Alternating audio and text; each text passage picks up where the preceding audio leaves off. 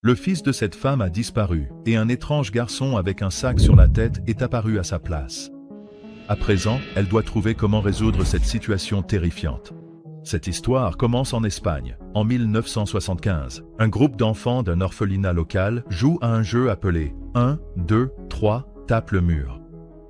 Vous avez peut-être vu une de ces versions dans la série populaire Squid Game, mais heureusement, cette fois, ce n'est qu'un jeu d'enfants inoffensif. Les enfants, tous habillés de la même façon, courent en riant et s'amusent sans le moindre souci en tête.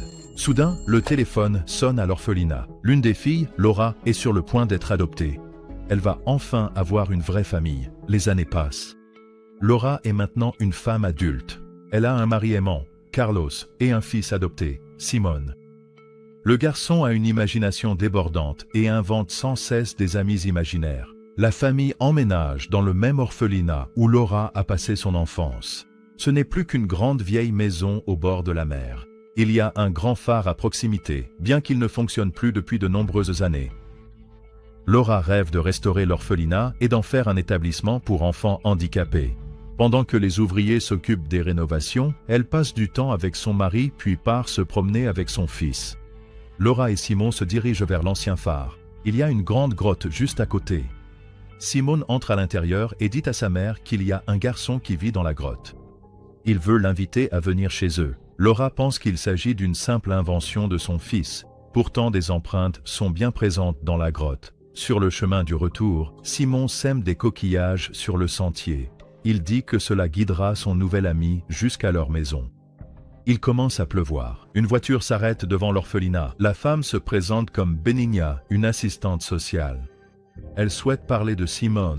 Il s'avère que le garçon est séropositif et Benigna propose à Laura un traitement expérimental. Cependant, la protagoniste refuse d'en discuter et met la femme à la porte. Simon, en réalité, ne sait rien de son adoption ni de sa maladie. Au milieu de la nuit, Laura entend un bruit étrange dans la cour. Elle sort et se dirige vers la remise. Là, la protagoniste aperçoit Benigna tenant une pelle. La femme s'enfuit immédiatement et Laura réveille Carlos, le pressant d'appeler la police. Le mari balaie ses inquiétudes, affirmant que la vieille dame est simplement déséquilibrée et qu'il ne vaut pas la peine de s'en préoccuper. Laura passe la nuit dans la chambre de Simon. Le lendemain matin, elle remarque un petit tas de coquillages sur le seuil de la porte et un frisson lui parcourt l'échine. Plus tard dans la journée, Simon lit un livre sur Peter Pan et dit à sa mère qu'il ne grandira jamais, lui non plus. Il affirme que la même chose est arrivée à ses nouveaux amis. Ils sont maintenant 6. Parmi eux se trouve le garçon avec un sac sur la tête. Le sac a une bouche dessinée dessus. Un trou est découpé pour un œil et un bouton est cousu à la place de l'autre. Selon Simon, ses enfants jouent à un jeu spécial. Ils prennent le plus grand trésor de quelqu'un et la personne doit le retrouver et le regagner. Simon montre à sa mère ses propres trésors. Il y a quelques dents de lait parmi eux. Le garçon explique que ses pièces de monnaie ont disparu, ce qui signifie que le jeu a déjà commencé. Laura pense que ce n'est qu'une autre des fantaisies de Simon et décide de jouer le jeu. Dans le sable humide du parterre de fleurs, ils trouvent une trousse de couture, puis une petite figurine, puis une poupée, et à l'intérieur, une vieille clé. Avec cette clé, Simon ouvre un tiroir de la cuisine et y trouve ses pièces de monnaie. Le garçon est ravi, mais Laura est furieuse. Simon fait une crise de colère. Il a appris de Thomas, le garçon avec un sac sur la tête, qu'il est en réalité orphelin et, pire encore, atteint d'une maladie incurable. Laura et Carlos n'ont pas d'autre choix que de dire la vérité à leur fils. La protagoniste se prépare pour l'inauguration de son établissement. Elle organise une petite fête et invite aussi bien les enfants que les adultes à y participer. Simon dit à sa mère qu'il doit lui montrer tout de suite où vit Thomas. Laura refuse d'écouter une nouvelle fantaisie de son fils, car l'événement est sur le point de commencer. Une dispute éclate entre eux. Dans un moment de colère, Laura gifle Simon au visage et s'éloigne. La cérémonie commence. De nombreux invités, vêtus de costumes colorés et de masques, se rassemblent pour les festivités. Le garçon avec le sac sur la tête apparaît au milieu de la foule. Il semble que personne ne le remarque. Laura retourne dans la maison pour chercher son fils et se retrouve soudain face au garçon. Il ressemble exactement à la description de Simon. Une bouche dessinée sur le sac, un trou découpé pour un œil et un bouton cousu à la place de l'autre. Convaincue qu'il s'agit de son fils, Laura tend la main pour retirer le sac de sa tête, mais le garçon la pousse violemment dans la salle de bain. Laura tombe, et le garçon sinistre l'enferme dans la salle de bain. Elle crie à l'aide. Carlos parvient à forcer la porte avec un tournevis et libère sa femme. Laura parcourt la maison en courant, cherchant Simone, mais son fils reste introuvable. La femme laisse tomber des bâtons près du débarras, les remet précipitamment dans le placard et verrouille la porte. Puis elle se précipite dehors, espérant trouver Simone parmi les autres enfants, mais il n'est pas là. Laura a une soudaine révélation. Le garçon est sûrement à la grotte au bord de la mer, là où il a connu Thomas. La marée monte et la grotte s'immerge. Laura croit voir son fils, mais elle tombe et se casse la jambe. En quelques instants, la grotte est complètement inondée. Des plongeurs et la police fouillent la zone, mais Simone n'est jamais retrouvée. Carlos fait tout ce qu'il peut pour réconforter sa femme dévastée et lui offre même la médaille de sa grand-mère. Cette nuit-là, Laura entend de lourds pas résonner dans la maison, suivis d'un grand fracas. 6 mois passent. Laura et Carlos assistent désormais à des séances de thérapie et rencontrent d'autres parents ayant perdu leurs enfants. Et pourtant, au fond d'elle, Laura est certaine que son fils est toujours en vie. Un jour, alors qu'elle se rend en ville, Laura aperçoit Benigna poussant une poussette. À ce moment précis, une ambulance percute la vieille femme. Il s'avère qu'il n'y avait pas d'enfant dans la poussette, seulement une poupée avec un sac sur la tête. Benigna ne survit pas à l'accident. Lors d'une perquisition à son domicile, les enquêteurs découvrent de vieilles photographies, et même plusieurs cassettes vidéo de l'orphelinat. Il s'avère que Benigna y travaillait autrefois. Elle avait un fils nommé Thomas. En raison d'une grave malformation génétique, le visage du garçon était tellement défiguré qu'il portait toujours un sac sur la tête. Benigna le cachait du reste du monde. Mais un jour, une tragédie survint. Les autres enfants de l'orphelinat décidèrent de jouer un tour cruel à Thomas. Ils l'ont conduit à la grotte près du phare, lui ont retiré son masque et se sont enfuis. Alors que la marée montait, Thomas refusa de quitter la grotte et se noya.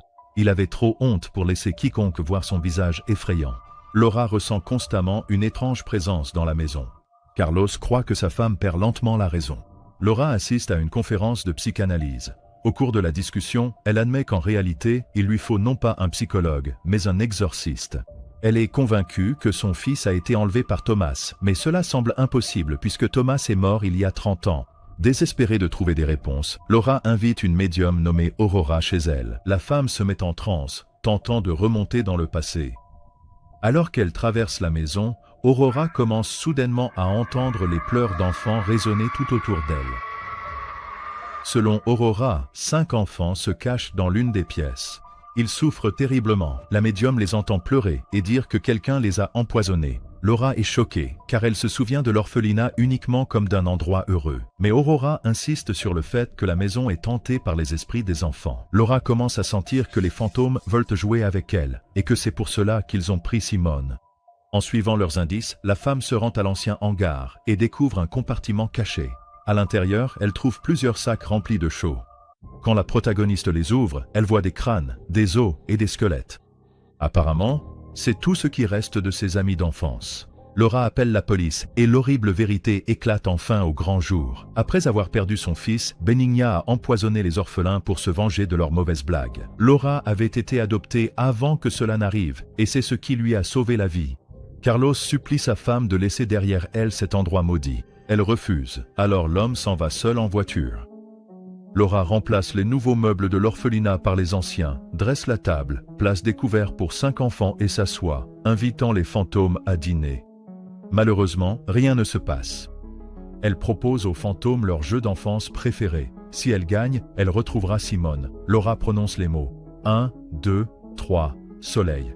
Dos à eux, les autres joueurs doivent courir et la toucher avant qu'elle ne se retourne. Les esprits acceptent et le jeu commence. Chaque fois que Laura se retourne, les enfants se tiennent un peu plus près. Finalement, l'un d'eux lui touche l'épaule, et les autres s'éparpillent dans différentes directions. Laura se souvient d'avoir joué à un jeu avec Simone, celui où l'on doit trouver un objet en utilisant un autre comme indice. Elle décide d'y rejouer et commence à courir dans la maison, se rapprochant de plus en plus de son objectif. Enfin, Laura ouvre le placard et remarque une autre porte cachée à l'intérieur. Elle l'ouvre et descend dans une petite pièce au sous-sol. Des dessins et des photographies de l'orphelinat sont accrochés au mur. Laura comprend que c'est ici que Thomas vivait autrefois. Benigna cachait son fils dans cette pièce secrète. Laura trouve Simon là et entend des rires d'enfants à l'étage. Elle essaie de sortir son fils, mais il est déjà trop tard. Simon n'était pas réel, il est devenu un fantôme. Le corps du garçon repose sur le sol de cette même pièce. Nous découvrons enfin ce qui est réellement arrivé à Simon. Lors de la cérémonie d'ouverture, le garçon a découvert la pièce secrète de Thomas. Quand Laura le cherchait, elle a remarqué la porte du placard entr'ouverte, ramassé les bâtons qui en étaient tombés et, sans s'en rendre compte, a bloqué l'entrée secrète. Simon était resté prisonnier dans les murs de la maison tout ce temps. Quand le garçon a essayé de sortir, il a glissé dans l'escalier et est tombé. Ce sont ces pas et ce grand fracas que Laura a entendu cette nuit-là. La femme s'effondre, pleurant de chagrin et de désespoir. Elle monte dans la chambre des enfants, s'assoit près de la fenêtre, serre Simon dans ses bras et prend les comprimés. Bientôt, sa main retombe mollement et le médaillon glisse de ses doigts. Une lumière vacille et s'allume dans le vieux phare. Laura se réveille et découvre que son fils est vivant et en bonne santé. Quelques instants plus tard, les autres enfants apparaissent aussi, y compris Thomas, désormais sans son masque. Ils reconnaissent leur vieil ami. Simon demande à sa mère de rester avec eux. Laura sourit à son fils et aux enfants qui l'entourent. En réalité, ils sont tous partis. Un mémorial est érigé pour Laura, Simon et les autres enfants de l'orphelinat. Carlos apporte des fleurs à la tombe, puis retourne à l'orphelinat. Dans l'une des chambres, il trouve le médaillon de Laura. À ce moment-là, les portes s'ouvrent lentement. Carlos regarde dans leur direction et sourit, comme s'il venait d'apercevoir une personne chère.